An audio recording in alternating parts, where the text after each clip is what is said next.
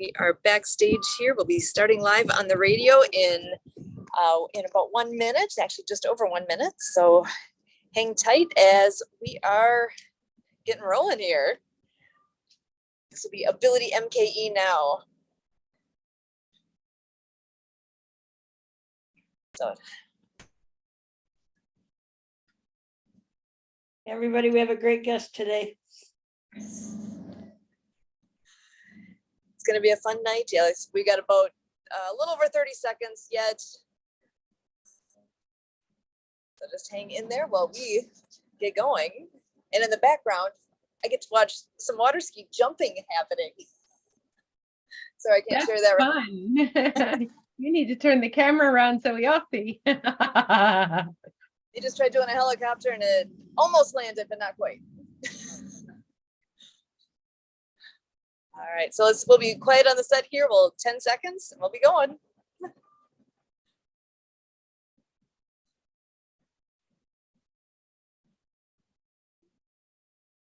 Welcome to AbilityMKE Now. My name is Sue Roskoff, and here with AbilityMKE Now, we are a show all about integration, bringing people with disabilities and people that don't have a disability together, enjoying life here in the Milwaukee area. We all have different abilities, and here at AbilityMKE Now, we dive into this topic of diverse abilities. The concept of disability hits a wide range of possibilities. We could be talking about physical or mental disabilities, the deaf and hard of hearing community, blindness, chronic pain, mental health diagnosis, goals of substance use reduction, and the list goes on. We all have our own experience with disability, whether it's our own or with people we encounter in our everyday lives. And here at AbilityMKE Now, we break down those barriers and celebrate the ability in all of us. So we are here tonight with a very special guest that I am personally very excited to have a chance to chat with a little bit more and actually to do some wonderful introduction here for Linda. I'm going to bring in Emily Golmer. So Emily, over to you.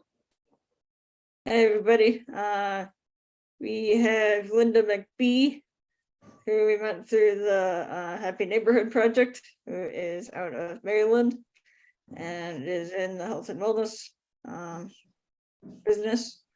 So I'm going to bring Linda in here. Linda, want to say a little bit about who you are, what you do? Sure. First of all, thank you, Emily, and thank you, Sue, for allowing me to be on today. I am in the health and wellness space. I do work with special needs and have lots of experience in that. That could be another whole topic. My dad's legally blind, and so that was my childhood growing up.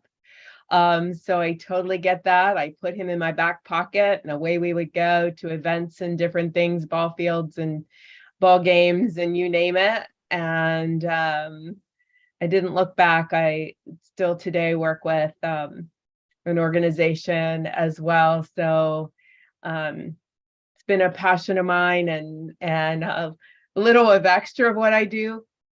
Especially I had some autoimmune issues and couldn't have children of my own. And so it just was a good fit. And when I had my interview 20 years ago with the ARC, I said, when it's no longer fun, I'm out, and I'm still there. So it's still fun. I still love it.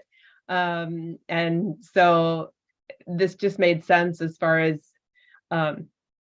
what you guys are doing and educating the public about what's available and what can be possible. Because if you can do it, if you think it, you can do it. And that's not just for, that's for everyone. So. Excellent. And I love that. That's where we talk all the time about it's all about our abilities, and we all have different abilities and we have to make the most of what we have personally, right? Absolutely. Because it's just so important. That helps you to shine and make you feel successful and some importance, and instilling that in others, no matter whether they have a disability or not, is so critical. And especially after the last couple years and what all we've been through, the anxiety and depression and stuff is just through the roof. And so, oh, we lost Miss Sue. There, she's going to pop back on. So yeah, that's just really helpful in having people excel today. So so do you want to talk a little bit more about, you mentioned the ARC.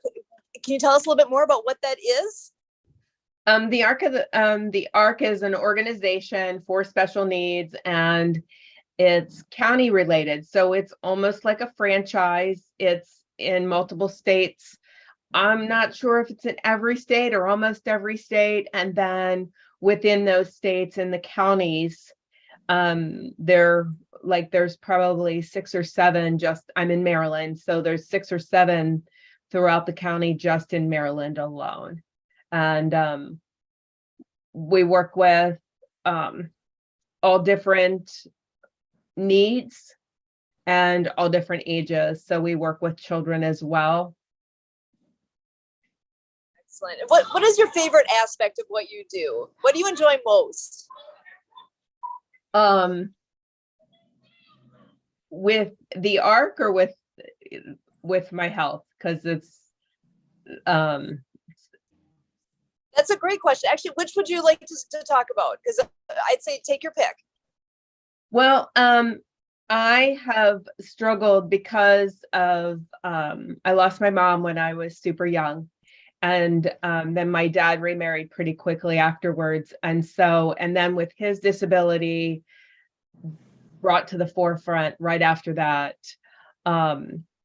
pretty traumatic childhood from losing my mom at 5. And so I buried a lot of those emotions and created massive health issues for myself. But when I was about 11, I was about 70 pounds overweight. And a doctor really took to me. And I don't remember what he said. I just remember how he made me feel. And over that next year, educated me about sugar in drinks and sugar in ketchup. And just, so I began to understand and study food.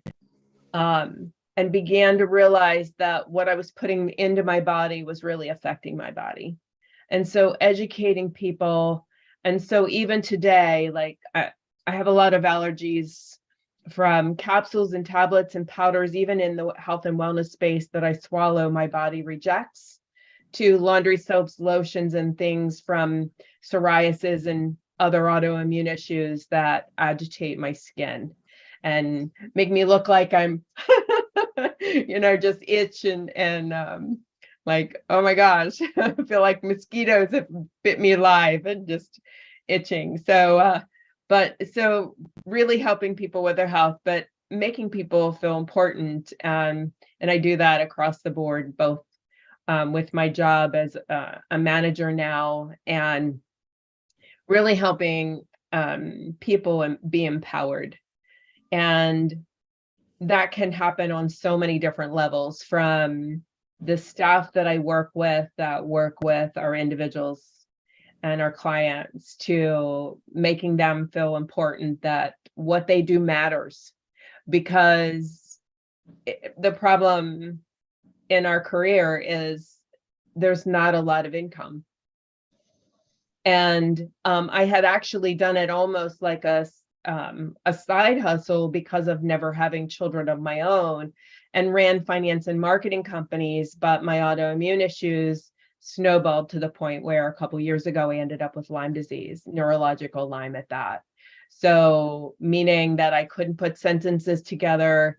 And one of my best friends pulled me aside and said that another couple that are really close to me actually thought I was doing heroin because I wasn't making sense. And the sentences and congruency in conversations just didn't connect at all. So I was just like, I couldn't focus on that. So I ended up having to shut all my companies down, and fortunately was able to continue my job with the ARC and the support there, because it was evenings and weekends and not always full time. So was able to take care of what I needed to there until I got back on my feet. I just had a really great support system and a supervisor who was awesome and helped me through that to get back on my feet.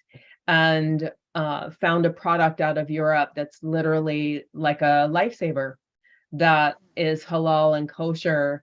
And the difference between that for me and a lot of other stuff on the market is stuff that had to go, that I swallowed and had to go through my gut and my stomach wasn't able to process, my gut wasn't able to process that because of being so sick. So the lozenge, as soon as you put it in your mouth, your cell sees what's deficient in your body, and it's mucosal, meaning it melts in the mouth, and then it's like 98% absorbable immediately into the cells. And so began to do some, finally for the first time in my entire life, have felt better than I think I ever have. And I've been to doctors all over the United States trying to find solutions to from having parasites and going to New York to a doctor up there, and San Francisco. I'm in Maryland, so to travel clear out to the West Coast to find doctors, and all over just for my health and solutions, to no avail. They're just like, I don't know what it is. And having parasites. And so it was that just snowballing. And so our product is APL Go is 10-year-old company out of Europe that, well, now it's 12 years old, but we were already in 40 countries. So it's halal and kosher. So way different certifications and qualifications, and it's gluten-free and dairy-free. Well, I found out through the product, and then it had some white papers that I began to do some research and started to reach out to some functional medicine doctors and chiropractors. When I reached out to the one functional medicine doctor, he was like, "Oh, you would be great becoming a functional medicine coach." And so I went through the certification to become a coach. So I learned, like, if you've ever heard of the book, Eat According to Your Blood Type, and different blood types tend to have different health issues and different things. So I studied all of that, and again, really to find some answers for myself, because I was tired of grasping at straws. And so finally getting some solutions. And so that was just amazing. And now just helping others with their health and other solutions, as well as some wellness centers and chiropractors, and especially at people in that kind of space that are looking for other solutions. So that's a little bit in a quick nutshell, some of the things that I've been through and just finally found some solutions for. So I'm glad you were able to find some solutions and have support. A gentleman that so much difference. If you can have people in your corner and helping you out, that's what we all need. We all need some kind of a network like that, and getting to know people, and even like with us getting to know each other through Happy Neighborhood Project, and reaching across and making that effort to actually expand those that can help. It's huge. We all need that. I actually know a gentleman that had some issues with Lyme disease himself. Gosh, that was probably 10 years ago. He was a medical mystery. None of the doctors could figure out what was going on. And he just kept getting put here and there, and nobody could help him. It was absolutely, actually, to me, it was horrifying that these doctors tried different things, nothing worked. And it was unfortunate to say the least. And he's doing better now that they finally understand that it actually is Lyme disease, because that was something that a lot of the doctors wouldn't actually admit, or I don't, admit's not the right word, but they would not settle on that. Really, that is what his root problem was, because they weren't able to. Their issue. If I remember correctly, it was just that he was just able to get the help he needed. So I'm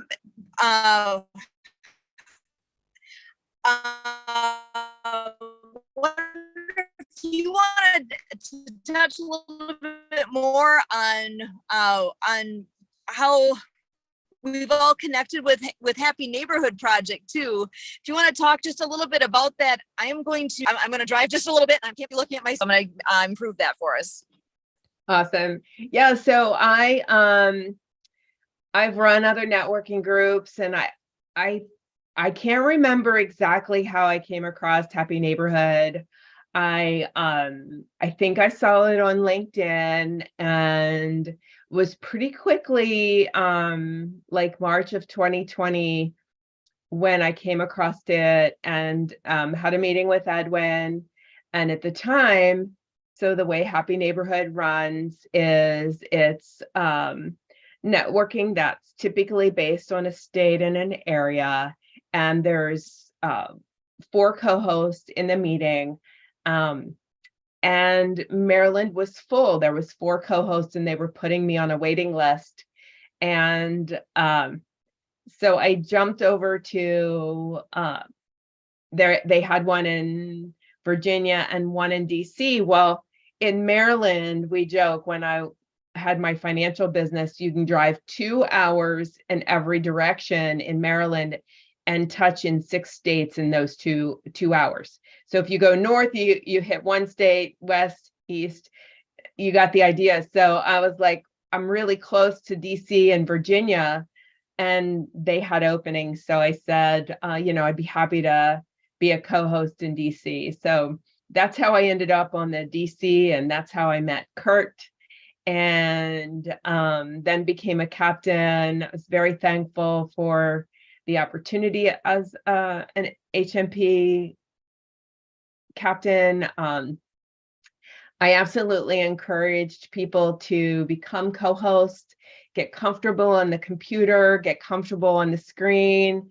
doing lives and talking, because, typically it was just a couple minutes, but that helped them to develop some confidence in themselves. So it's been really fun now to see co-hosts that have go on to run marketing companies, and co-hosts that have come back to be co-hosts and just really been excelling in their business because of the confidence that they built just by simply showing up every week and helping to facilitate a meeting, and the value it gave them. And it's all, again, about that, creating that value and making people feel important about themselves, and empowering. So. Excellent. Yeah, I know I've enjoyed my time with co-hosting as well, and all of the amazing people that I've met along the way, and have learned so much. Like we're talking about all the connections that make that difference, having that support network, and having people that believe in you. It means a lot, right? And yeah, in many ways, it means the world. If it wasn't for the Happy Neighborhood Project, I'm sure I and both of you wouldn't have met as everybody that you've met. So right, it's pretty awesome. So Linda, tell us a little bit more about what you do. What I know. So let me back that up. I know that you have a lot of different pieces that connect well with AbilityMKE Now. I guess maybe I should ask the question of what is first thing on your mind right now, as far as when you think ability related topics. What would be a valuable thing for others to know or to think about, since when you've had that I guess I'll call that disability experience yourself, and others often maybe will try to help or be helpful in some way, or maybe don't know how to be helpful. What kinds of thoughts might you be able to share with maybe advice giving? Maybe, I don't know if that's the right word, but just what's on top of your mind as far as what you can share about that experience? That's an interesting question. I never have was asked that before. I think the thing that immediately comes to mind is people with disabilities aren't any different than you and I. And sometimes we think they are, and that they don't appreciate you. I think about a client that I started working with 12 years, about 12 years ago. And she's 4 foot, skinny little thing, but she was wearing black and in chains, just chains from head to toe and black. And she wanted to be this tough person. And my intuition said to her, one day when I saw her, I came up and I'm a whole hot 5'2", so I'm not that much taller than she is, right? So I know you can't know that on the radio or even on YouTube, but I'm not. I'm about size 4. I'm pretty tiny and 5'2", and I'm like, I need a hug. And she was like, I do too. And over a little bit of time, all of that facade and that tough woman, that tough guy mentality just melted away. She stopped wearing the black. She stopped wearing the chains. I know her entire family now. I'm pretty close with her niece. We talk about different things and how this person will mirror staff to hide what's really the emotion of what's going on inside.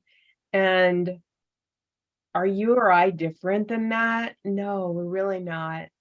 We're really not at the end of the day.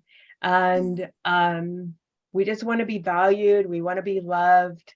We have a lot to give.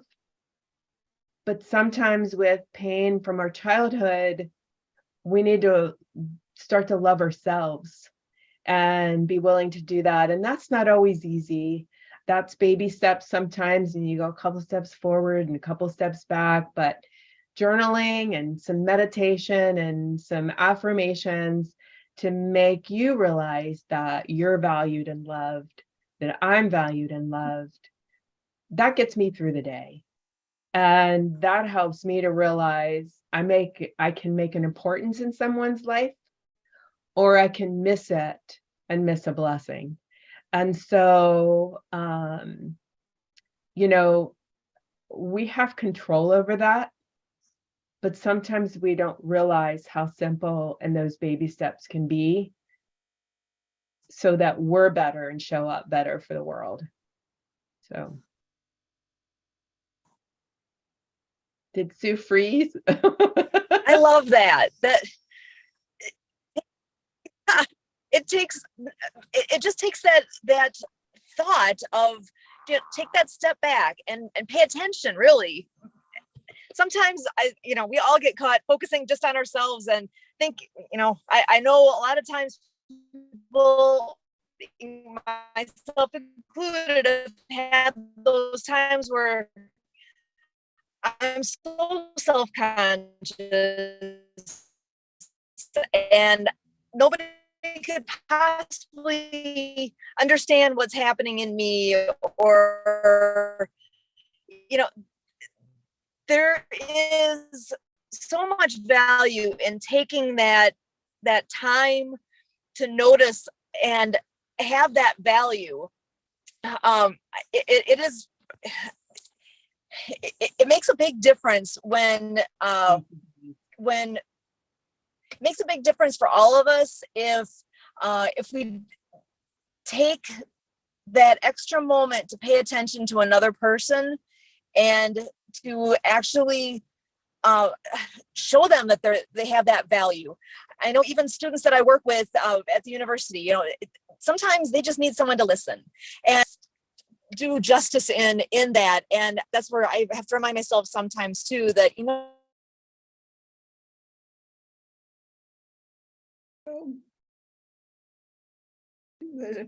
But yeah, I love that too. Yeah, that it's so important. And you know, it just takes a second, but it makes a world of difference. And just because then we always feel better about ourselves when we put a smile. If we just smile and somebody smiles back, we're like, oh, they noticed that smile, and that didn't really take a whole lot of effort to do, but it made a world of difference. And you don't always know who you affect either, like how much that would help somebody. Sometimes you may know, but other times you won't. So Right. And sometimes, you know what, Emily, I think we'll never know. yeah, you're right. We'll never know, you know, in a situation. So it's so important.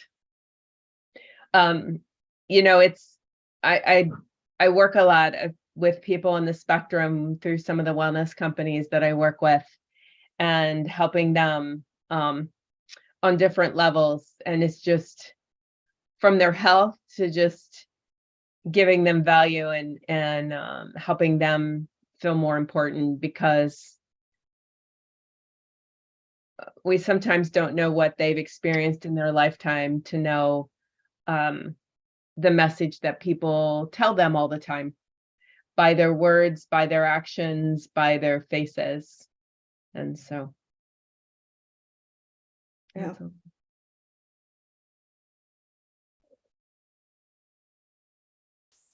So did we lose you? I think we might have. I don't know. How much time do we? Only got a couple more minutes here.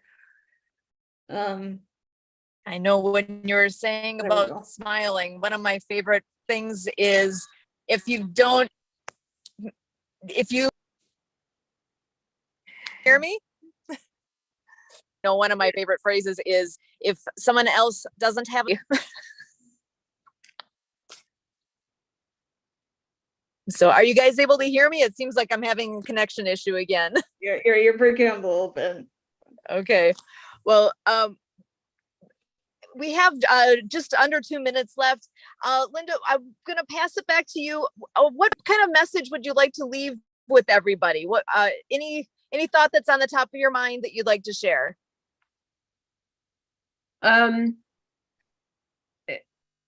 You know, life is precious, and life's not promised tomorrow. Don't have regrets. Make sure that the things that you have a passion about. Oh,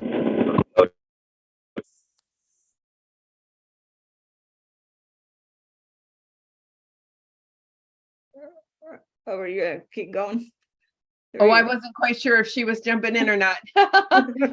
So that's really, you know, I just have a passion to help people with their health, and something super simple, but your passion might be something different.